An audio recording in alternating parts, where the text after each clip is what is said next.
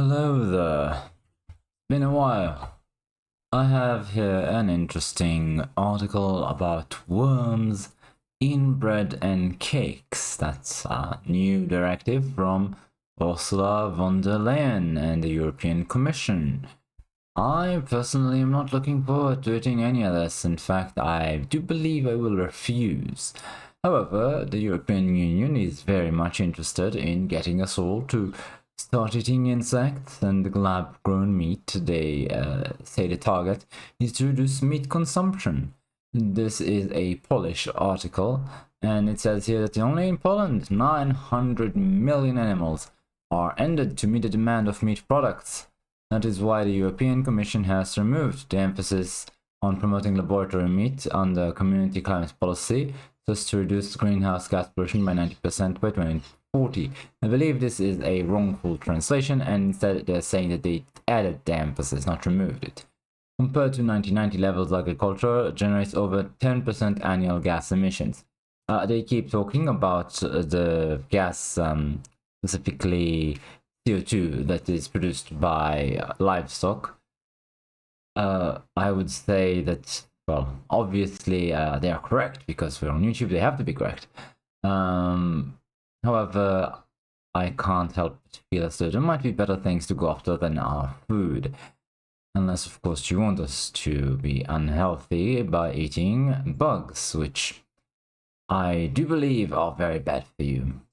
So, in addition to meat from the tube, the EU decided to solve the problem by introducing insects to our menu.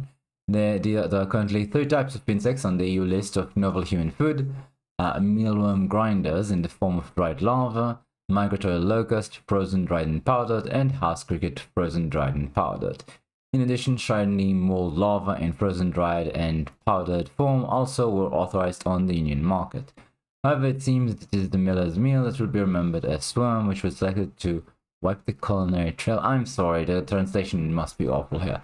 But essentially, they are specifically talking about the new regulation allowing for a specific type of powdered insect into your diet. And I asked Grok something about it. It was a bit more clear. So, essentially, the European Union is here you go. This is the regulation that just came out, 2025-89 of the European Union. Essentially, the regulation specifically authorizes ultraviolet light treated powder from yellow mealworm larvae to be included in the Union list of novel foods. This approval is based on safety assessments and the potential benefits of insects as a sustainable protein source. Now, what do they mean, safety assessments? Asked Grok about the purpose of the UV treatment, and says here that it's for sterilization. The ultraviolet light can kill or inactivate microorganisms like bacteria, viruses, and fungi on the surface of food products, enhancing safety by addressing pathogens that might be present. So all of those insects are very unhealthy for you. They have all sorts of problems associated with them, bad things that might be going in or on them that you might be consuming. So the ultraviolet light is supposed to remove those or kill them off so that it would be safer to eat. This is a specific regulation allowing a UV treated powder of whole tenebrio molito larva, yellow mealworm, as a novel food, and it's specifically for a company called Nutria.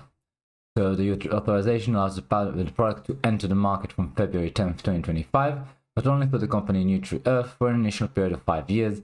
This exclusivity is to protect the intellectual property and investment of the company in the scientific data used for the authorization. So presumably they did some work to try and prove that was sufficient for the EU to accept that after UV treatment, the mix of yellow mealworm was safe to eat. And essentially for 5 years, nobody else can use that particular treatment and produce that particular product. Which I don't really care about because I wouldn't want to eat it anyway. Luckily for me, I'm not in the European Union, and so I do not have to now start checking all the ingredients of all the flours and cakes and everything else that I might purchase, because now they can insert these things in there And well, it might be quite difficult to find out that they did. You might have to in-depth read the components of everything. So it says here that in practice this means, for example, in bread and rolls there will be 4 grams of mealworm per 100 bread, and in cakes 3.5 grams of flour per 100 gram of dough. That's the limits allowed, presumably. So quite a lot, and breeding these insects can be a good deal. If he wanted to take care of her in Poland, he could find a study published at the cost of over... I have no idea what any of that says here, but presumably this is about reducing meat consumption by 90%, right? Reducing greenhouse gas emissions from agriculture by 90% by 2040. So we don't have that long, 15 years, to reduce 90% of greenhouse gas emissions from agriculture. That will, of course, necessitate you no longer eating real meat. Instead, it's going to be lab-grown meat, or it's going to be insects. Unless, of course, you do something about the EU, because this type of resolution is binding and applicable in all countries of the European Union, and they are very much eager to see you eat these things. Personally, I want to eat absolutely zero lab-grown meat and zero insects. One thing that is quite beneficial in living in Israel with a large amount of Orthodox Jews is that they do not accept that sort of thing as kosher food. So it's harder to insert that into my menu sneakily. Even so, I will have to be on guard as well, because this is not going to stop them. Nothing is going to stop them from getting the entire world to eat insects and lab-grown meat. Which none of us seems to particularly keen on.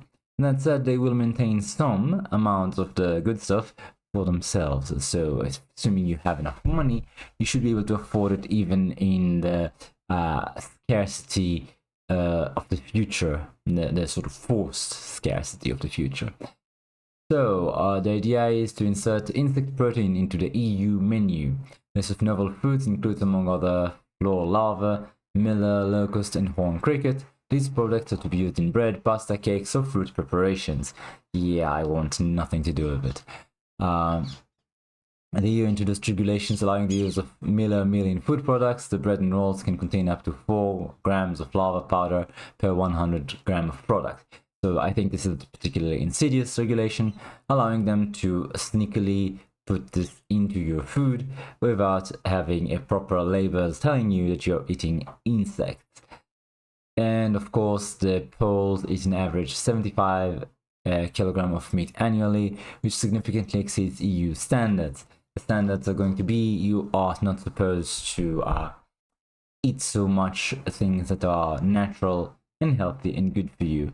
Unfortunately, for some reason, instead of not importing the entire third world into your country in order to, let's say, reduce the amount of people that will be living on by Western standards, which the EU bureaucrats consider to be wasteful and dangerous to the planet, they do want to maximize the amount of foreigners coming in and indulging, but instead each individual must reduce the amount that they indulge in such a way that, let's say, even if 300 years ago your great-great-grandfather might still have eaten, natural food that was not grown in a lab and no insects, for you this is too much of an indulgence. You're not allowed that kind of extravagance. I can't help but feel as though we are going backwards, despite the fact that our technology keeps improving.